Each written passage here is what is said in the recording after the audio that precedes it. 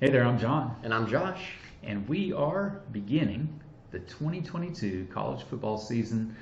We are going to be talking about week one and what we expect to happen, Yeah. but welcome back, football. It was a long time, long wait per usual. Yeah. And we actually have already had a couple games. That's right. Week zero. Week zero. Yeah. Week zero, we got to see a couple fun games, including a game in Ireland again. Yeah. Nebraska versus Northwestern. Everybody kind of thought Nebraska was going to win that. Actually, I think people had relatively high expectations for Frost and Nebraska this season. They go in. He's like bringing them back, kind of a They thing. kind of Well, I would say this. I would say Nebraska is improving. I mean, they're It's better. too late. They're better than they were, Frost is out the door a few weeks, at the end of the season. 4 years ago, 5 years ago, whatever. They were horrid, like no wins. Supposedly, halfway through this season, Frost buyout clause drops in half. People think he's going to be gone at that point. So I guess we'll see what happens. Interesting. Frost, good luck. You better start winning some games. I have no hopes that Nebraska's going to find better than Frost. Who wants to? Yeah. Anyway, I mean, who wants to? a couple other interesting ones. Is Vanderbilt back? Oh my goodness! They beat. Well, wait a they second. beat. We know they're not back. They beat Hawaii. I think it was 63 to 14 or something ridiculous. Yeah. Absolutely destroyed them. Love to see that from the bottom dwellers of the SEC. Man. So that's probably their only win. 63-10. That's probably one of their only wins of this season that they're going to get. So Yeah. better enjoy it while they can. All Anyways, right, week one. Let's talk about week one. So probably the biggest games that are slated for this week would be number 5 Notre Dame's going to be playing number 2 Ohio State. yeah. So we were mentioning earlier a couple of days ago talking about Notre Dame, how they've been extremely consistent the past multiple years, consistently in the top Yeah. 5. Yeah. And unlike the USCs and Texases of the world, actually deservedly so, are in the top 10 almost every single year, actually compete, will go into games, not necessarily win the biggest games, Yeah. but they'll compete and actually deserve to be in them. So the question is, will they compete in this one against Ohio CJ State? Stroud coming back, I don't see Ohio State losing their first game of the season. Yeah. Ohio State doesn't always come out of the chutes strong, though. That is also true. I think it'll be a close game. Okay. I think both teams are going to stay in the top 10 whether they win or lose this, right? If they lose, they're still going to be a top 10 team unless you just get blown out. Yeah. So all you have to do is not get blown out. First game of the season literally doesn't matter. Yeah. Especially if you're placing a top team, right? Yeah, so you can absolutely. lose this and still make it to the playoffs. Yeah. So really just keep it close. Yep. Yeah, that'll be a tough one for Notre Dame to do. Yeah. They do. Good for them, but we'll see. The next one, Utah State. They've already had a game this last week, and they barely scraped by UConn. By the And way, UConn is- was the worst team last season. Yeah, They and- were and 0 they're actually whatever. listed as close to the worst team this Excuse me. season. So, Yeah, 0-12 last season, I'm pretty Yeah. sure. So we all know what's going to happen. so Utah is going to go to number 1 Alabama, and yeah, I can't wait to see who Alabama's backup quarterback is. should be Because interesting. he will be in this game. Because he'll get to play. He'll get some playing time. There's Yeah. a couple fairly decent quarterbacks that could get some playing time. Yeah, in so this we one. know Bryce will go out there for probably Probably at least a half. Yeah, maybe a At half. least a half. And then Yeah. they'll throw him in or out in the second half. I think it'll be probably I don't know, 56-3 type game. So Probably. So then you have number 23 Cincinnati. It's going to be at number 19 Arkansas. Interesting game. As far as rankings, this is a pretty good matchup. Be interesting to see what's going to happen with this. Cincinnati's lost Ritter. Yep, they lost a lot. They did lose. They lost a lot more than they just lost Ritter. like 7-8 players to the NFL. So they're going to have to be recovering a lot. Arkansas, on the other hand, has their quarterback coming back. I believe he had some a 12 touchdowns to 1 interception stat line last year. So It's pretty good. I got to go with Arkansas. Unless they only had 12 Especially touchdowns. I believe it's at Arkansas, not a neutral site game or Yeah. anything. Yeah. I got to go Arkansas. I would think Arkansas as well. But Cincinnati's proved us wrong many times when it comes to Yeah. being underdogs in the game. Yeah. So I'm Hey. sure they're right where they want to be. They made it to the playoffs last year, so we'll Mhm. see.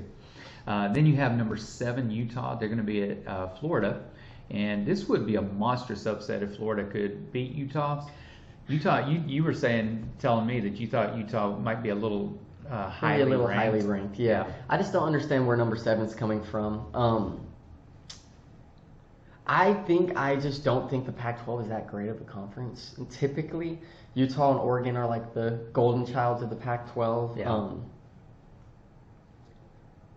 But not Florida seeing it. though, I know. Like, Yeah. I don't think And Florida's will- got a new coach. That's a tough.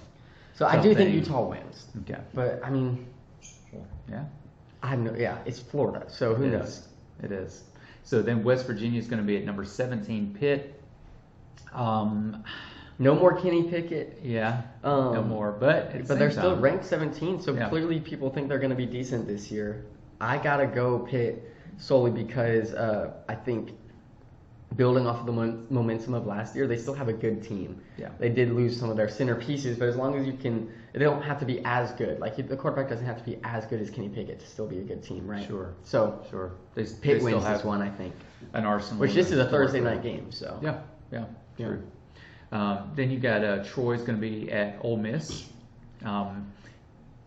Mentioning this one, I'm really not expecting. Troy is just, they're not dangerous like they used to be. So they also have a new head coach. They do have a new head coach. Yeah. So, and honestly, this one's just fun to mention because Lane Kiffin's just so great. What a great coach. And by great, you mean you never know what's going to happen. Gosh, yeah. I mean, you just tune into Ole Miss games just for the interview at halftime. 'Cause Yeah. who knows what the man's going to say? That is Probably true. get your popcorn out like he did against Bama before they got destroyed. Yeah, Ole Miss wins this handily. Yeah. And it's just I think Ole Miss is an interesting team just to pay attention to throughout the year. Because I Probably believe likely going to end up they being still have ranked Matt at some Corral. point. And Matt Corral, arguably one of the best quarterbacks in the SEC right now. So Okay. I guess we'll see what happens. Florida State's going to be at LSU. That's going to be a Sunday game.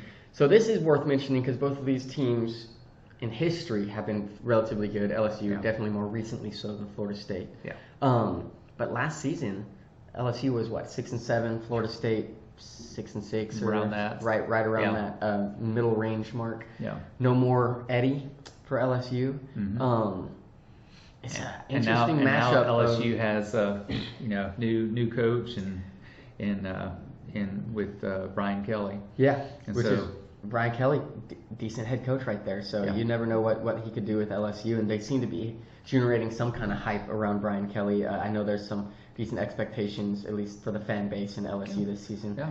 I can If see you- that. it's crazy to think like how big the fan bases of these two teams are. Yeah. Considering how bad they can be at football sometimes. This is going to be a telltale game for what I think is going to represent their two seasons. Okay. In my mind, one of them is just going to blow out the other one. Hmm. I just can't see it being close, and I honestly have absolutely No idea which one. who's going to win this game. Yeah. Yeah. I would lean I towards don't Brian either. Kelly because I think he's Really? I was going to Yeah. lean towards Florida State. Oh, well, but there you go. I know. That just shows you. All right, so let's talk upsets for week one. What are we thinking is going to Well, happen here? I'm not biased at all, but my first upset of the week is going to be Boise State at Oregon State. Oregon State favored by 3. If you look at the rankings, Boise's somewhere in like the 40th range right now in the preseason. Oregon State also relatively close to that area as well, so they believe it's supposed to be a fairly evenly matched game. I think Oregon State's probably favored because it's at home. Something to note, Oregon State's at like half capacity right now in their stadium because they're doing construction on half the stadium Oh, wow. in the middle of the season. Wow. Don't ask me whose idea That's that brilliant. was, but I think it's a telltale sign that Oregon State has terrible management, therefore they're not going to win I was this gonna say, game. they didn't have time from January till now. I mean, Here's my thoughts. Boise State returning a tremendous amount of starters. I mean, I think it's top 10 in the country in terms of people who they're returning. Yeah. They did lose arguably their best player, Khalil Shakir, Okay. and Riley Wimpy on defense. but their defense is still considered This defense is potentially going one to of the be best in the country. stout. You know. Some of the best corners and Yeah. safeties in the country, just stacked in terms of backups as well. So even if a player's tired and goes out, there's no So interchange. tell me this: the concern with Boise State. Let's say last year, they were ranked 110th in run game. Yeah. That is a concern because that puts all the pressure on the quarterback. Yeah, so, and that came down to the fact that Halani was pretty much injured all last year. Yeah. Something to note, when Halani is even in a game and plays one snap, Boise has I'm pretty sure it's a 12-2 record, with him just being in a game with one snap. If he rushes over 100 yards, Boise is 6-0. If he rushes over 70, it's like 8-2, and then if he rushes over like 40 yards, it's like 10-1 or something. So the moral of the story is if Helani can run, you gotta have a run game. If Helani can run, Boise's got this, right? Because that frees Bachmeier up some. Yeah, exactly. If just the O-line needs to step up their game. I think we're going to just see an overall better Boise State team this year. I actually think we'll more than cover the spread. Obviously, I think we win, but I think Boise wins by 17. Okay. Yeah. That'd be a big upset considering what they're thinking is going to happen. So then you have number 11, Oregon's going to be at. Well, not really at, sort of at number 3 Georgia because they're going to be kickoff. Yeah, they're going to be in the Mercedes Dome there in Atlanta, which I mean, come on, that's a home game for Georgia. I really like this matchup solely if Bo Nix plays, right? Yeah. If Bo Nix plays, you're talking about an SEC kid who's played Georgia before. That's right. And in now a Oregon offense that, I mean, if he gets to start, this offense is going to be so much faster paced than what he was used to with Auburn, right? Yeah. Georgia, on the other hand, number 3 in the country, obviously, literally all 5-star recruits. You're talking one of the best head coaches in the country with Kirby Smart. So It's not an easy win by any means. And I think this is a lot of a riskier pick than the Boise State-Oregon State pick is. Solely because Kirby Smart doesn't let his team ever come out and just lackluster a game, right?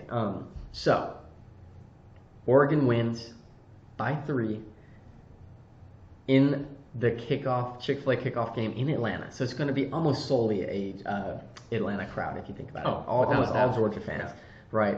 So I think as long as they can get past the Georgia defense, which is typically a Georgia strong suit, which... See, it's hard for me. I'm trying to figure out if it's going to be high-scoring, low-scoring game. Because Oregon's supposed to be known for their defense this year. Right, exactly. Yeah. So I think both teams defensively are coming into this, and you're just going to see... maybe not that high of a scoring game. But then Oregon's offense is typically so... I can't predict that part, so I'm just going 3-point win by Oregon. And if Bo Nix doesn't start, because they haven't announced who their actual starter is just yet, if he doesn't start, might change my tune a little bit, because... I'm a little more confident in Bo Nix because I actually have seen him play before. Okay. All right. Well, hey, that's it for week 1. Join us when we break down what happened with week 1 and talk about the upcoming week 2. Go Broncos.